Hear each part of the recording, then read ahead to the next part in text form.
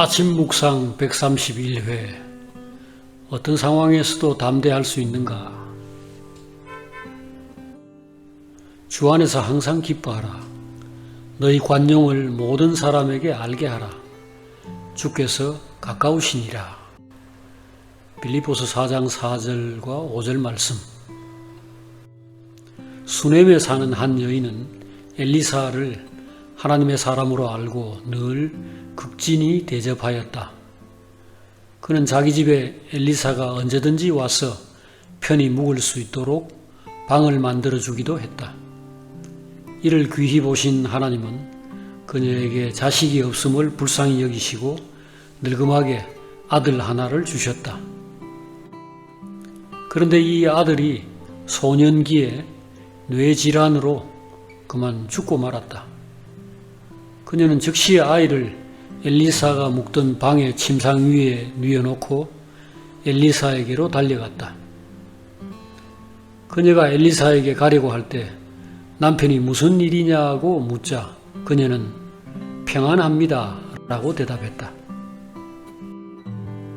그리고 엘리사에게 갔을 때 엘리사가 너는 평안하냐? 내 남편이 평안하냐? 아이가 평안하냐? 라고 물었을 때도 역시 평안합니다 라고 대답했다. 왜 그렇게 말했는가? 아들의 죽음이 별일 아니었기 때문인가? 그 아들은 그녀에게 생명과도 같았다. 그런 아이가 죽었으니 다른 사람 같았으면 뒤로 넘어갔을 것이다. 실제로 그녀도 마음이 몹시 괴로웠다. 그러나 그는 밖으로 초연했으며 만나는 모든 사람에게 여유를 나타냈다. 그가 그렇게 할 수 있었던 것은 하나님을 알았고 하나님을 믿었기 때문이다. 수넴 여인은 죽은 아이가 누구인지 알고 있었다. 그는 하나님으로부터 온 아이로서 사실상 하나님의 아들이었다. 그는 하나님의 사랑과 능력의 열매이고 증인이었다.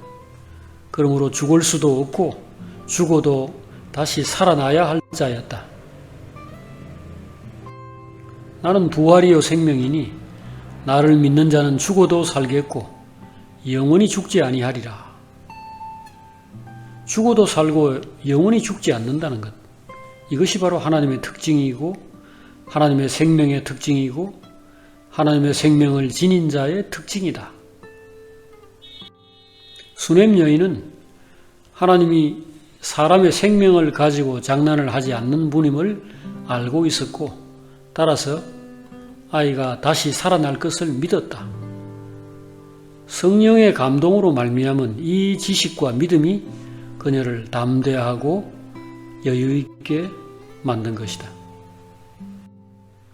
그녀는 아브라함이 이삭을 제물로 바칠 때 하나님께서 그를 부활시키실 것을 믿음으로써 담대하게 칼을 들었던 것처럼 아이가 죽었을 때 담대하게 행동했다. 아무것도 염려하지 말고 오직 모든 일에 기도와 간구로 너희 구할 것을 감사함으로 하나님께 아뢰라.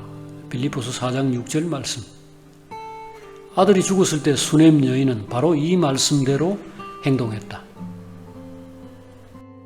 그녀는 모든 사람에게 관용, 즉 그의 평안을 나타냈고 아무것도 염려하지 않고 담담히 하나님께 자기의 문제, 아들의 문제를 내놓았다. 그 결과 하나님은 엘리사를 통해 그녀의 아들을 다시 살리셨다. 이것을 통해 그는 그의 여유 있는 행동이 근거 있는 행동이었음을 드러냈다.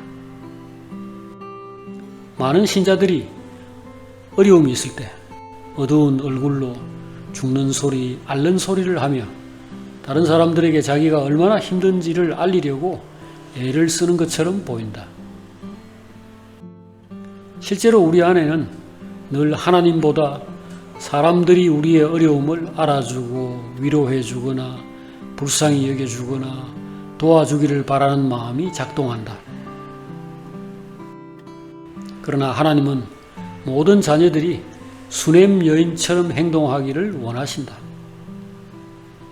하나님은 우리가 어떤 상황에서도 담대하고 기뻐하며 감사하고 사람들에게 관용과 여유를 보이기를 원하신다.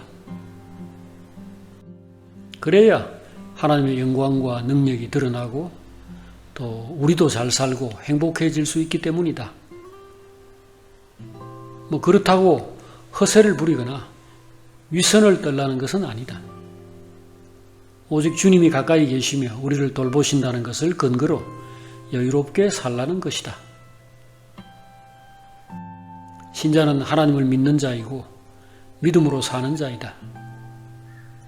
아무쪼록 범사에 하나님의 사랑과 능력을 체험하고 그것을 말과 표정과 행동으로 나타냄으로써 모든 사람에게 하나님의 영광과 능력을 증언하며 살기를 바란다. 주 안에서 항상 기뻐하라. 내가 다시 말하노니 기뻐하라. 너희 관용을 모든 사람에게 알게 하라. 주께서 가까우시니라. 아무것도 염려하지 말고 다만 모든 일에 기도와 간구로 너희 구할 것을 감사함으로 하나님께 아뢰라. 그리하면 모든 지각에 뛰어난 하나님의 평강이 그리스도 예수 안에서 너희 마음과 생각을 지키시리라. 빌립보서 4장 4절에서 7절 말씀.